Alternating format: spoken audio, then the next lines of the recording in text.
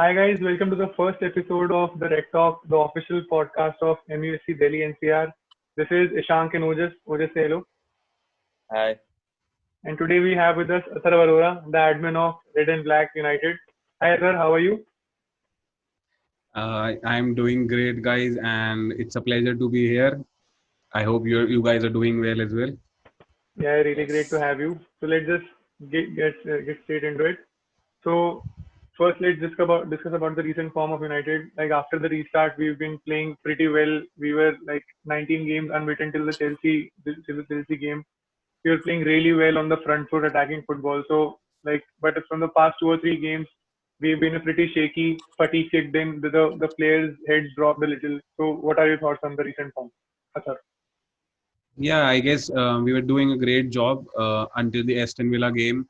Then came the Southampton game, which I believe was a one-off. I did feel that, like, I did believe that Southampton will cause us some problems, and they did. Though I thought like it was a comfortable win. It had to be a comfortable win. Only the incidents in the end, like the Shaw injury and the Brandon Williams injury, really took the momentum away.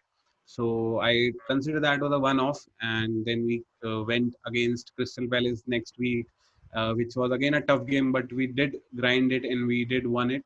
And the Chelsea game was actually, like, just as you said, fatigue kicked in, and it was really showing. And apart from that, I don't think we can really, rotate the squad, as it really, drops our quality. We rested Aaron Wan-Bissaka for 45 minutes, and Fosu Mensah committed that error. Pogba, Pogba caused that handball, which was unfortunate, and they scored the goal. And then you could clearly see the difference when Aaron Wan-Bissaka was brought on in the next 45 minutes. So Yeah. that is the thing. I mean, we can really rotate the squad. The fatigue thing has to be sorted out, and signings have to be made so that we can get players from the bench for more quality. So to avoid this. Yeah, just what do you think about the recent form in the recent games? Again, totally agreeing with Athar. Fatigue was the big factor playing in the recent dip in form, along with injuries that are not helping our manager right now. And yes, squad depth is quite bleak, but I guess we have players to make a difference. We can't have two Brunos or two Pogbas or two Bisakas in a team, but we need players of the bench who can help the squad when it's depleted due to injuries. Fatigue will always play a part in a long season, but I think this cluster of fixtures that recently have happened after the restart have taken a toll on a team like Manchester United, who relies heavily on a strong 11. Yeah, I too think that the fatigue is a key part to the shakiness in the last 2 or 3 games. And the main thing, according to me, is like we are not able to rest players because the Freds, the McTominays, the Brandon Williams, these are really good players. Fred is like a contender for the like our player of the season. But well, after this break of 3 months, these players like McTominay, Fred, like they whenever they played, they look really shaky and really nervous because like according to me, they haven't got into a groove. As we know, Fred is a player who needs 2 or 3 or even 4 or 5 games to settle in and get in his groove. So I think the drop off when we use our subs and or rest some players is huge, and the fixtures were really congested.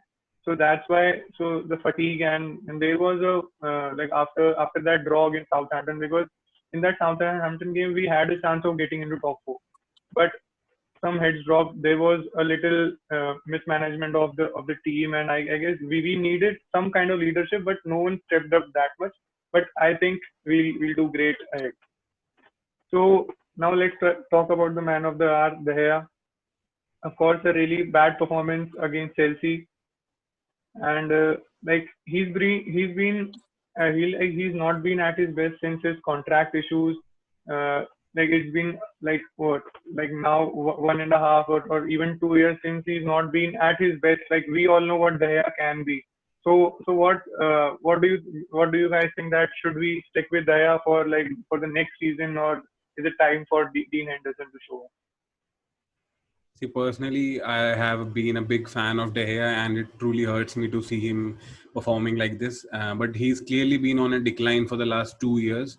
And since the World Cup, he's been on a decline, and it's pretty evident. And it's not like that we haven't been patient with him. We have been patient with him. It's been 2 seasons now, and the nature of those errors are really really disappointing. Those are like he himself set a standard, so we do expect him to meet that standard, and we have been patient. But again and again, it's very very silly errors that are costing us a lot of points. Because a goalkeeper's errors is the worst thing that can happen, because it will directly lead to a goal. That is the worst thing in a match. So it's really disappointing, and I do feel that there are many reasons to it. I mean, I feel there is a lack of competition for the goalkeeping place. Romero is just not being given enough chances, so to create a healthy environment of competition. And apart from that, I feel there might be like personal reasons, like there were rumors about not rumors, in fact, Emilio Alvarez, our ex goalkeeping coach, came out in the open and said that rather termed De Gea as being disloyal over the contract situation, about which he didn't tell him, and which instead became the reason for him leaving United. So these might be the reasons in his head, that he might not be just pushing himself like he used to.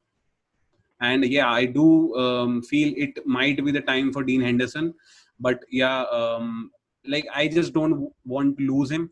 It's fine if he goes for another season to Sheffield United, but in the long run I wouldn't want to lose him, because I feel he might be a ready-made keeper with us, that can be the number one for in the goal for us in the future. Yeah, Ulis, what do you think about the Gea situation? Yes, I also believe his form has really affected the team's growth in recent weeks. Actually, being keeper is one of the toughest jobs in this game. You make 50 good saves and you let go of one easy ones, and suddenly people, because it can change the game. You can make many good saves, but one single error that costs you the game will eventually be talked about, and that is true about De Gea. No wonder he has great reflexes. He has an eye for the shots, but some here or there, something is not right in his mind. Something is affecting him, because these mistakes you expect from a raw goalkeeper who has just come up to the ranks and not able to grab the ball, keep the hold, conceding at near post. You expect it from a young keeper, a keeper of his stature, of his age, who has seen every player against him. We have seen him keeping against one of the best strikers in the world. I am very surprised, and I am not sure what is affecting him, but I'm sure about one thing, that Dean Henderson is still very young. He's still not ready. He will be ready eventually. He is our future number one if he waits.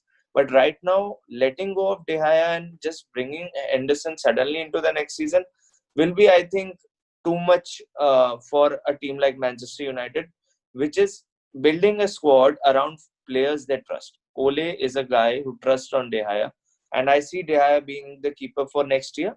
If the next year numbers don't rock up and Henderson is performing well again, I am looking at a De Gea exit.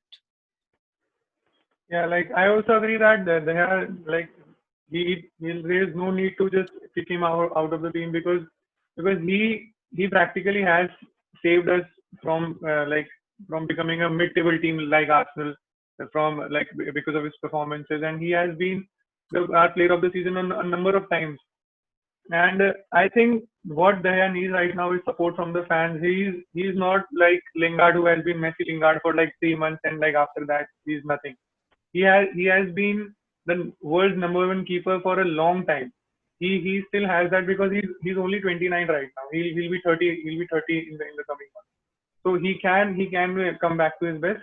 And I think one more season, Henderson should be out on loan, because this year also he has also made blunders like this. He's still not ready to be the number one keeper of United, because becoming Manchester United number one keeper is like a huge play from coming from becoming Sheffield United keeper. So I think Henderson isn't ready, and for next season I think we should stick with that. So now let's talk about transfers, as the transfer window is opening from 28th of this month. Of course, we are heavily linked with Jadon Sancho in the past 1 year, from this year. many critical journalists like Fabrizio Romano and Christian Falk, everyone are talking that Sancho to United can happen. Sancho to United is on. All there needs to be done is a negotiation and a fee agreement between the clubs. Sancho is ready to come. United want Sancho. It's a perfect fit. Like, what do you think about? Will it happen or will it not happen? What do you get? Yeah, well, Sancho has been he's been a realistic target for us, and it's pretty evident we are in for Sancho in the market. So I do see Sancho in the United jersey. I do think that he will come to United, and I feel that we are financially stable to make that kind of a deal, even in this situation. And it's like if Sancho moves, it's going to be United. It can't be any other team, and Hmm. it's there's not even any competition for it. And I believe Sancho, like, it won't be a heads up 100 million. It will be like a 75 plus 25 add-ons. So that is how we are going to break it down, because when it comes to Dortmund, they are really a tough nut to crack. So we got a deal pretty wisely, and I believe Ed Woodward is a genius in cracking such deals. And with the backing of Ole and Matt Judge, I believe our targets have gone really well. So I believe we'll get Sancho for sure. Yeah, just what about you? Do you think Sancho will come? Will we see him in the United shirt next season? It's I think it's no hidden secret that Manchester United is totally in for Jadon Sancho, and no other club is competing because player is keen to join a club. It's down to the negotiations between the executive now, how Woodward deals with Dortmund to get this deal through. I still see Dortmund valuing him around 100, but how the 100 is being paid is will be seen. I think yes, agreeing with Athab, it should be 80 plus 20, but you never know. We can put 100 at in one basket and get the player. It will fall in place in couple of weeks. Don't see this deal getting through in the start of the window. At the start of the window, I think it will go for a while, but eventually we will get the player. Yeah, I do think that United will get Sancho at the like till the end of August, and I don't think that United will break the transfer record of Pogba to get in Sancho. I think we'll get him till 89 million pounds, which we paid for Pogba. And Simon Stone, which is a United correspondent, very close relations with the United board and stuff. And he recently had an interview with Sky Sports, and he was talking about expect 2 or 3 signings from United. So what do you guys think? Except Sancho, like who are we targeting? Of course, Jack Grealish is a name that pops out. But according to you, which all positions do we need? And like, is Jack Grealish the realistic target? And can we get it? Yeah, absolutely. Jack Grealish is a very realistic target, and he has been a priority besides Jadon Sancho. Just one little change in the situation is that it's very much possible that Aston Villa might stay up in the league, and they might not get relegated, because our banter FC Arsenal just messed up against Aston Villa. But That's what anyways, mid-table clubs do. yeah, totally. So that might change the situation, because Aston Villa might, slap a hefty price on his head that, he is English, and the English buyers. So I won't be surprised if Aston Villa puts a 60 or 80 million, fee on him. So in that situation, I believe we might switch to Donny Van de Beek, which is another very realistic and a cheap option, and he's good. I've seen a lot of him in the YouTube videos, and he is good. So apart from Grealish slash VDB, I feel we should be getting a defender, like a backup defender, not like a perfect like partner for Maguire, because I don't see so much happening in this window. But at least a backup defender to just get a sense of competition and push the people more. Yeah, of course, we need some pace in our centre back options because Harry Maguire and Lindelof both separately are great defenders, but like I don't think they complement each other that well because both of them lack pace and like we are a team that can be hurt on the brave, because like both Lindelof and Maguire don't have that much pace. So I think we need a pacey centre back too. So just what do you think? Like what except Sancho is Grealish the one, or is it Van der Beek, or is it a centre back, or is it a centre defensive midfielder? What do you think we will get? Respecting every Manchester United fan's emotions, I don't see Grealish coming to United this season. He's a very uh, he's very true to his club. He loves Aston Villa. He captains them. If they stay, United won't be able to buy them, even if he wants to leave. If he if the team goes down, he's going down with them, I guess, for this season. He plays for the badge. So if United really want to sign him, it has to be, convincing the player to leave the club he captains and plays so passionately for. Second of all, other signings, I'm not sure of a centre back also. I don't see a centre back also coming. I see some minor signings, but I don't know it will be like what the signings will be about. It's still a surprise, because one day we believe we have the correct squad with us. Next day we believe, suppose if something happens, what will happen then? It's like we are talking like Lindelof and Maguire don't partner up, but on some days you will see them, yeah, like they're very good. But suppose an injury happens to Lindelof, we have Eric Bailly, who is also an injury-prone player. We have Phil Jones, who absolutely doesn't do anything. We need players, but how Ole thinks of the transfer window is very different from us. We can sit here and we can, think of a team that will be very good, and we will be very nice related to the money. But I don't think Ole thinks like a normal Manchester United fan. He always thinks like a player who is very relied on his strong 11. He's very relied on. He's a manager who thinks, I will build an 11 that will play for years. I don't care players around him. I've seen in his strategy this thing, and I see Sancho being done, plus 3-4 good players, but I don't think so. Grealish is an option right now. Yeah, like certainly Sancho, we all expect Sancho to join us, but I really think if I don't, I'm not sure that we'll get Grealish or not, but I really think Grealish like fits us like a glove, because he's he's a player who's doing so well in a relegation team. He has had better stats than Madison, and Leicester has been in the top four for the entire season. But still, Grealish has better stats and is performing way better than any other like number 10 or so CM we can go for. Of course, I was hoping Villa will get relegated and then we'll get Grealish on the Chiefs. So let's see what happens. But I I think expect Ishank and Athav, I think Manchester United wouldn't want a player that will cost them 60, 70 million and make him sit on the bench. yeah, It yeah, really that depends on the that value. Definitely not. I mean, It will like really depend on the value. yeah, How if yeah much Villa was we are getting getting the player. if we don't get Grealish for like for a value for money deal like around 40, or like I guess the yeah, max we can spend or like we are willing to spend on Grealish is 50 million, and that yeah, too with add-ons, max. not straight up 50 million. Yeah. But I guess if we can get him for around 50 million, he's a great option. Like because like if we don't play Bruno, if we want to rest Yes, Bruno, we are we back to we Lingard, need Pereira, and Mata. options. Yeah, we need a Totally number agree. 10. So I think like I expect two signings from United this season, Sancho and a number 10. I don't know who the number 10 will be. I expect it to be Grealish, but let's see.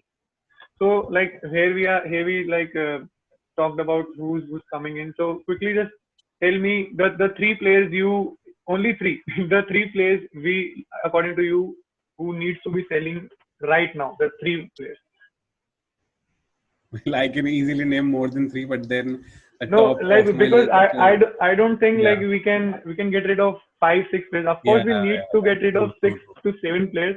I don't We think we need can get rid of those more than squad three. players. We need those squad Yeah, players. No, the first three Yeah. players you can get rid of. Like what are those three players? What do you think? Those obviously Sanchez, because he's on a very hefty paycheck. Then apart from Sanchez, it would be Marcus Rojo. I guess it's almost done, and Chris Smalling. He's already, I guess, dreaming of his house in Italy. It's almost done. So I guess, yeah, these three names. Yeah. I don't see Yes, So, Lingard and Pereira just moving out in this window, and Phil Jones. of course. true. Yeah, which is according to you, It's who are the it's six guys like you will get rid it's of? like picking who is the worst around here, which is quite a number. But yes, Sanchez has to leave. If you want to get that wages back into your budget, you have to let go of Sanchez. You cannot keep him. He's a liability. If he wants to play for the club, okay, but I don't think so. He wants to. Second of all, Smalling is already done. That also Athab said. It's just matter of time. Rojo is another player, and let's not talk about the rest because we both all three know that this won't happen in this window. But sooner Yeah. or later, once a team gets stronger, we will have more transfers. I just don't see Manchester United now a club because of spending so much money in past few years. Now a Mm. club who can invest 60 million in every player. I Yeah. see players getting in from academy. I see young players like Daniel James coming into a squad. So our team will require time. That's why I believe that phasing out of players will be very Yeah. slow. Yeah, according to me, like I see Smalling as good as gone. I don't say like take take him in this bracket because like he has been like pretty good in the Italian league, but like after he was like after his like good form, people started saying that he should come back because but Smalling according to me won't work that well in the English league. The English league and the Italian league are totally different. Italian league is like half as pacey and like really slow than the English league. So I think Smalling is as good as gone. I also think that Sanchez, Lingard, and Marcus Rojo, I picked these three, and because like in the like across like 3 or 4 months back, or early in one of his press conferences, said that Sanchez will come back and prove what the player he is. I don't want him anywhere near United because all he will do is just like we have created a good environment, a competitive environment, a team environment in our team. I think Sanchez will disrupt that uh, because of his wages. We can just get rid of his wages and give those wages to Pogba and get him with long-term contract. So now let's talk about the Sunday game, the big day, the doomsday as we can call it, because like according to me, our next 3 or 4 years depend on this game. If we get Champions League, we will be on the right track in which like we see our team going on a right track, and if we get Champions League, we'll I guess we'll achieve something. So what do you guys think? How should we approach the game against Leicester? Because a point, a draw also will get us Champions League. But according to you, should we be conservative and just like look for like not losing, or we should just go ahead and like just kill the game? Yeah, first of all, I would have really wanted to be, going into this game after a win against West Ham, but unfortunately that didn't happen. But nevertheless, we have got a good 4 days rest, and it's pretty much needed because we had 4 games in 9 days before this, so that was pretty hectic. So the rest part is good, and we should be going for the kill. There shouldn't be anything less than that, and we have to go for the win because yes, 1 point gets us UCL, but then that 1 point, that we'll sweat it out in getting that 1 point. If we just score a goal and then sit back and play for a draw, that always gets to us in the dying minutes. So we Yeah, have to go for the kill and we have to win it, and we should benefit from the fact that they are lacking their key players. Like Madison is there, Ricardo Pereira, Soinku is there, and then there is Chilwell. So we should benefit from this. And apart from that, they don't play a low block, and that is what we are not good against. So we should exploit this thing as well. So we have to win. I mean, we shouldn't be just fine with a draw. yeah. Just what do you think about this game, I Vishal? also believe the same thing that we should never settle for a draw. This club should never ever settle for a draw.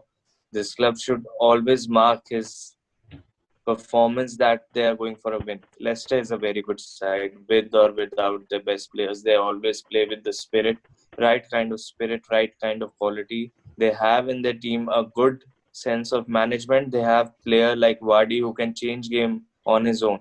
It will be a very interesting game, very fast game for me. I believe it will be a very fast game. And the team who holds their defense, who doesn't commit a mistake behind their midfield, will be will be the winner of this game.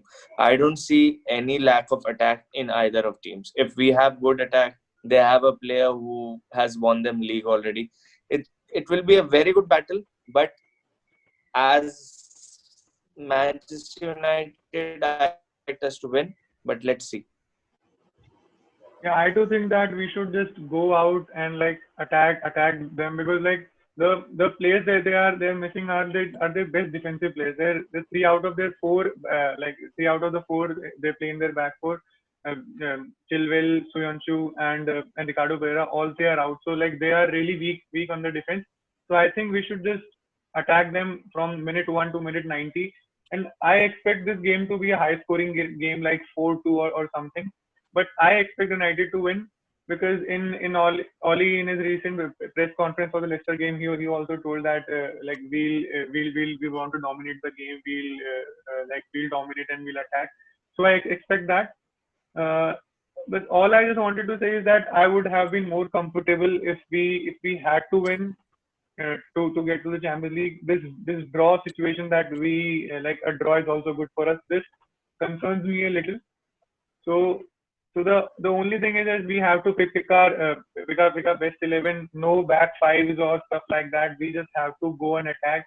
And at the end of the day, this game is like a cup final for Champions League football. So according to me, whoever wants it more will get it. Yeah, exactly. Just adding to what you said, it's a match of intent, like who wants Yeah. it more. Because I don't think there is a bigger motivation for going into this match than, playing UCL next season. And just as you said this, that getting into UCL would be very important for us, in the coming times, because we are building a young squad. And, this squad, if they get a push like this, like if they get to play UCL, then I am really excited for the, coming years. Yeah. After a long So time, we will have a last day of the Premier League to be such that an would be interesting great. one. Yeah, of course. Every match will be so important. There is a top four battle, there is a relegation battle. It's all about the mentality. How our players think on that day, how our players perform on that day. There's no doubt we have the quality. It's just executing your plans. And Ole will be ready with his team, so will be the Brendan Rodgers. Yeah, so like I think there's no point in discussing our the predicted 11, because I'm happy that finally we can go into a match knowing what our pretty much what our 11 will be. I think that is one of the most important things. Like I'm impressed with Oli, that we already know what our best 11 is, and we already know that what the 11 is going to pick. But just like quickly tell me, what are your score predictions for the match? I don't see a clean sheet, definitely, because Leicester will be going Yeah, for a win. Um, I'd say it's going to be a 3-2, 3-2 United. end game. All right. I also don't see a clean sheet, but I guess once things get comfortable, it will be a high scoring game, like 4-2 or 5-2 to United. Yeah, I'm also going for 4-2 to United, because like I also don't think that we'll keep a clean sheet, like keeping in mind the recent form of our defense. But I think that they are really weak in their defense, and we can score goals with the quality we have. So I also think the score will be 4-2. So guys, let us know what are your score predictions in the comments below, and check Red and Black United. You can find their page in the caption. So thank you, Athav. Thank you for coming. Thank you, Great to guys. have It you. was a pleasure. Thank you, Athar. Thank you for coming. Thank you, guys. Thank you, guys. We'll see you next week, Saturday.